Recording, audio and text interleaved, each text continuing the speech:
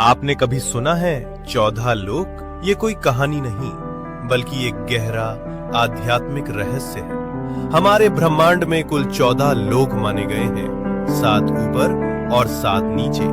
ऊपर के 7 लोक, इन लोकों में आत्मा ऊंचाई की ओर बढ़ती है, ज्ञान, शांति और मोक्ष की दिशा में। भूलोक, ये वो लोक है जहां हम सभी मनुष्य रहते हैं। इसे मृत्यु लोक भी कहा जाता है क्योंकि यहाँ जन्म और मृत्यु का चक्र चलता रहता है। भूवर लोक, ये लोक भूलोक और स्वर्ग लोक के बीच स्थित है।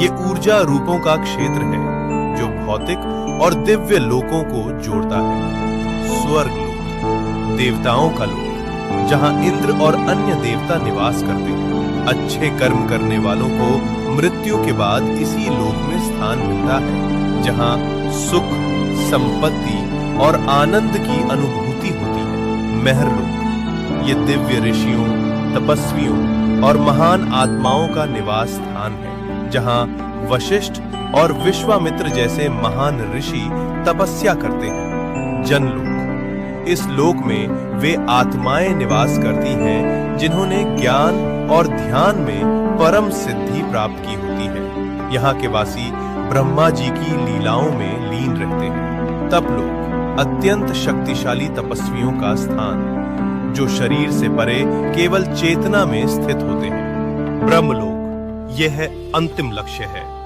जहां केवल सत्य है, मोक्ष है और ईश्वर का साक्षात्कार होता है।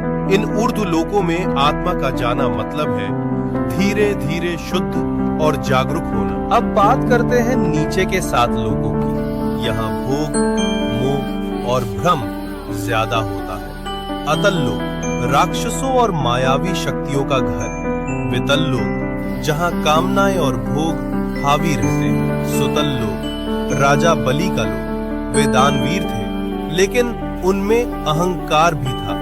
रसातल लोक, जहाँ भ्रम, लालच और अज्ञान का घना अंधेरा है। तालातल लोक, छल, धोखा और झूठ से भरा हुआ लोक।